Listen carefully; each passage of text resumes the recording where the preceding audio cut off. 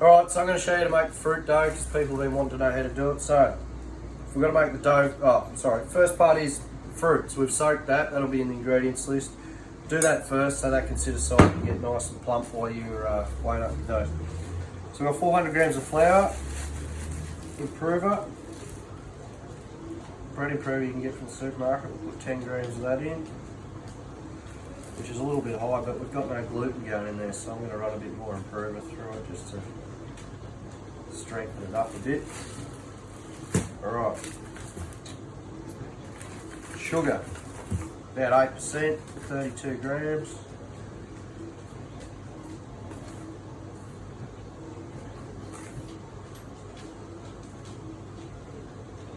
Alright, that's in.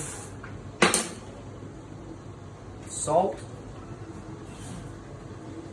2%, so 8 grams.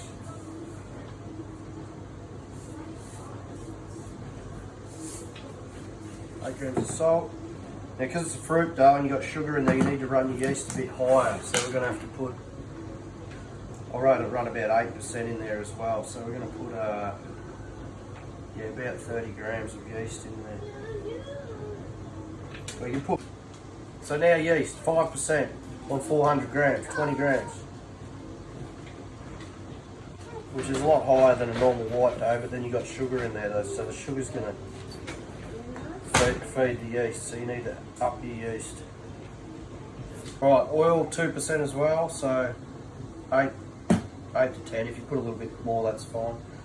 And then we'll go in with the water. Get the water straight out of the hot tap, as hot as you can get it out of the hot tap, because we've got no prover and it's bloody freezing in Melbourne, so it's going to take, this is going to cut your proving time down, so you don't have to use a prover then. So I get it as hot as I can possibly get it, that'll make it better. Alright, that's all the ingredients in, so now we'll mix the dough.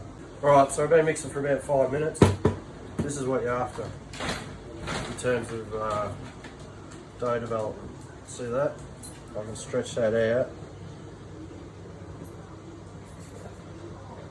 It's just starting to get a nice thin window, so it's got that sort of stretchiness and the gluten's developed. So now you put in your mixed spice. What was I putting in? About 8%. Put this in after you've mixed your dough. If you put it in at the start with all your flour and that, it's going to mess with your yeast. So you put it in now once your dough's developed, and you can continue to mix that through pretty fast, just till it's nice and evenly mixed.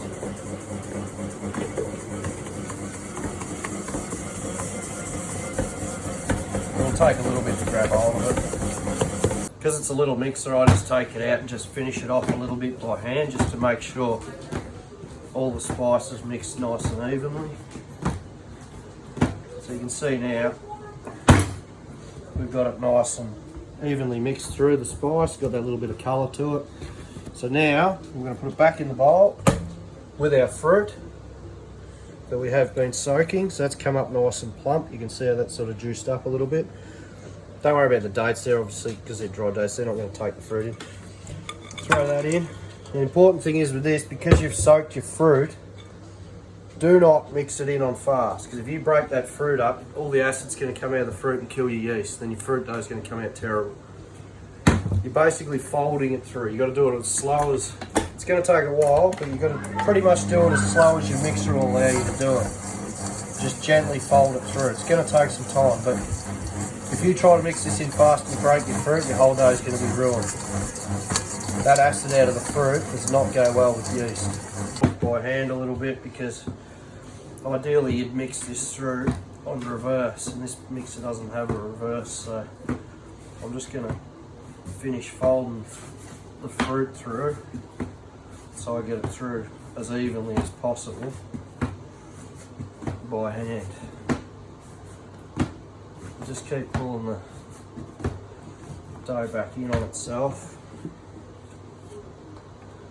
A little bit of flour. This is going to be pretty fruity, which is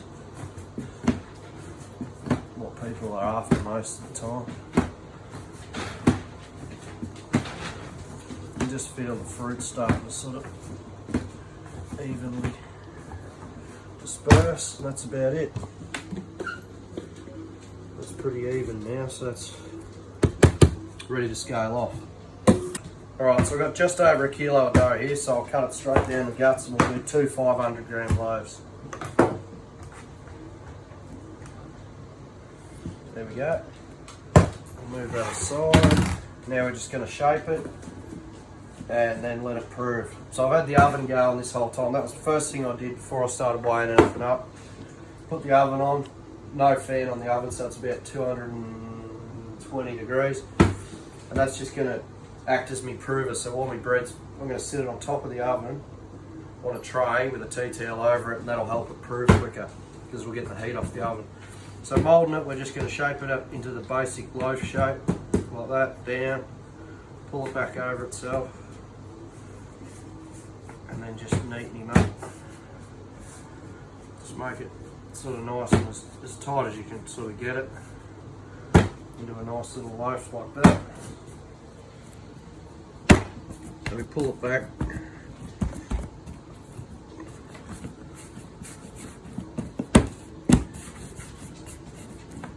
That's all we're after, just sort of a little shape like that. And that's it. Now we're just going to let it prove up. So this should at least double in size, maybe even slightly more. So I'll show you the size. You can see the size now, I'll show you it when I reckon it's ready to go in.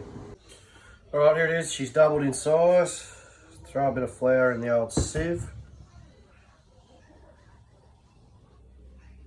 That's probably too much.